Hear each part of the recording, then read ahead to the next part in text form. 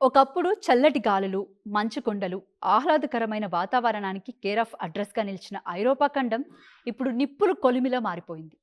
Climate change ప్రభావం ఇప్పుడు Europe దేశాలను ఊపిరాడనివ్వకుండా చేస్తుంది. రికార్డ్ స్థాయిలో నమోదవుతున్న ఉష్ణోగ్రతలు, ఊహించని వడగాలులతో అక్కడి ప్రజలు అల్లాడిపోతున్నారు. జూన్లో వచ్చిన ఈ భయంకరమైన హీట్ వేవ్ కారణంగా ఏకంగా 12,000 మందికి పైగా ప్రాణాలు కోల్పోయారు. ఈ మరణాల సంఖ్య రాబోయే రోజుల్లో మరింత పెరిగే అవకాశం ఉన్నట్లు తెలుస్తుంది.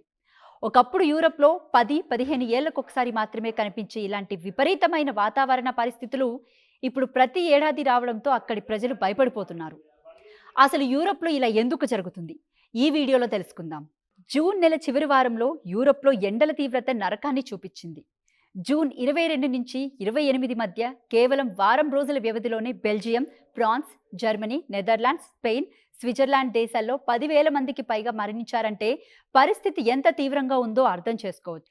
మరోవైపు బ్రిటన్ వాతావరణ శాఖ రిలీజ్ చేసిన అధికారిక లెక్కల ప్రకారం జూన్ 18 నుంచి 28 మధ్య కేవలం 10 రోజుల్లోనే ఇంగ్లాండ్, వేల్స్ ప్రాంతాలలో 2,200 మందికి పైగా వడదెబ్బ, హై టెంపరేచర్స్కి సంబంధించిన ఆరోగ్య సమస్యల వల్ల ప్రాణాలు కోల్పోయారు. యూకే, స్విట్జర్లాండ్ లాంటి దేశాల్లో మునిపెన్నడూ లేని విధంగా ఆల్ టైమ్ రికార్డ్ స్థాయిలో హై టెంపరేచర్స్ నమోదవుతున్నాయి. ఎయిర్ కండిషనర్లు కూడా పెద్దగా వాడని ఈ దేశాలలో ఒక్కసారిగా ఉష్ణోగ్రతలు 40 డిగ్రీల సెల్సియస్ దాటిపోవడంతో అక్కడి ప్రజలు నరకాన్ని అనుభవిస్తున్నారు. యూరోప్లో హీట్ వేవ్ రావడానికి ప్రధాన కారణం హీట్ డోమ్ పరిస్థితులు ఏర్పడడమే. అసలు హీట్ డోమ్ అంటే ఏంటో చాలా సింపుల్గా తెలుసుకుందాం. వాతావరణంలో ఒక నిర్దిష్ట ప్రాంతంలో హై ప్రెషర్ ఏర్పడినప్పుడు అది ఆ ప్రాంతంలో ఉన్న వేడి గాలిని పైకి పోనివ్వకుండా ఒక మూతలాగా లేదా ఒక డోమ్ లాగా నొక్కి ఉంచుతుంది. దీనివల్ల సూర్యుడి నుంచి వచ్చే వేడి ఆ డోమ్లోనే ట్రాప్ అయిపోయి రోజు రోజుకు ఉష్ణోగ్రతలు విపరీతంగా పెరిగిపోతాయి. దీనికి తోడు ఆఫ్రికాలోని సహారా ఎడారి నుంచి భారీ ఎత్తున వేడిగాలులు ఉత్తర దిశగా ప్రయాణించి ఐరోపా ఖండంలోకి ప్రవేశించాయి. ఈ వేడిగాలులు వచ్చి ఈ హీట్ డోమ్లో చిక్కుకుపోవడం వల్ల యూరప్ అంతటా ఒక ఓవెన్ లాంటి వాతావరణం తయారైంది.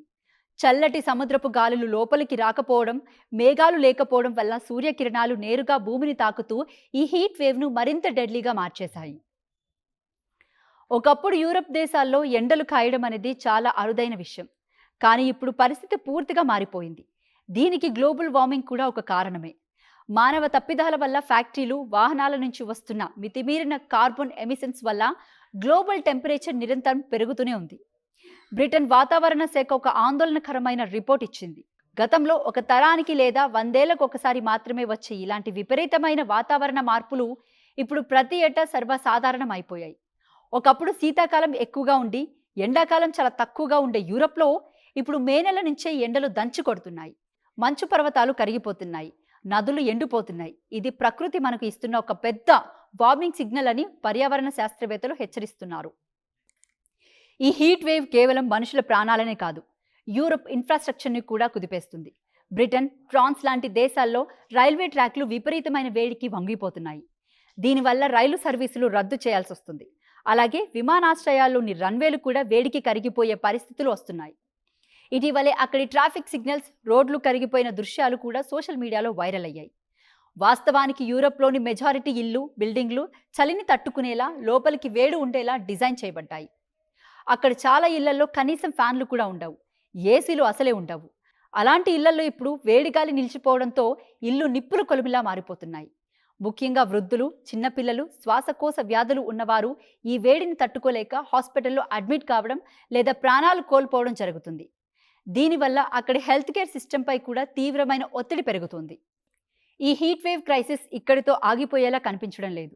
శాస్త్రవేత్తల హెచ్చరికల ప్రకారం రాబోయే రోజుల్లో కూడా ఉష్ణోగ్రతలు మరింత పెరిగే ప్రమాదం ఉంది. ఐరోపా దేశాలు ఇప్పుడు గ్రీన్ ఎనర్జీ వైపు వేగంగా అడుగులు వేయాల్సిన అవసరం ఎంతైనా ఉంది. కార్బన్ ఎమిషన్స్ను తగ్గించడం, అడవులను పెంచడం, నగరాల్లో పచ్చదనాన్ని కాపాడుకోవడం ద్వారానే ఈ గ్లోబల్ వార్మింగ్ ప్రభావాన్ని కొంతైనా తగ్గించగలం. లేదంటే రాబోయే రోజుల్లో యూరప్ మాత్రమే కాదు, ప్రపంచంలోని అన్ని దేశాలు ఇలాంటి తీవ్రమైన విపత్తులను ఎదుర్కోవాల్సి వస్తుంది. ఇప్పటికే ఆసియా, ఆఫ్రికా ఖండాలలో కూడా ఎండల తీవ్రత ఎలా ఉందో మనమంతా చూస్తూనే ఉన్నాం. చూసారుగా, చల్లటి యూరప్ ఖండం ఇప్పుడు హీట్ డోమ్, సహారా వేడి గాలుల వల్లే ఎలా నిప్పులు కొలిమిలా మారిందో, ఎలా వేలాది మంది ప్రాణాలు కోల్పోతున్నారో. ప్రకృతిని మనం కాపాడితే అది మనల్ని కాపాడుతుంది. లేదంటే ఇలాంటి భయంకరమైన పరిణామాలను మనం అనుభవించాల్సి వస్తుంది. మరి ఈ వాతావరణ మార్పులపై గ్లోబల్ వార్మింగ్ను తగ్గించడానికి ఇంకా ఎలాంటి చర్యలు తీసుకోవాలో మీ అభిప్రాయాలను కింద కామెంట్ చేయండి. ఇలాంటి మరిన్ని ఇంట్రెస్టింగ్ అప్డేట్స్ కోసం మన ఆల్ స్ట్రీమ్ ఛానల్ని ఇప్పుడే సబ్స్క్రైబ్ చేసుకోండి.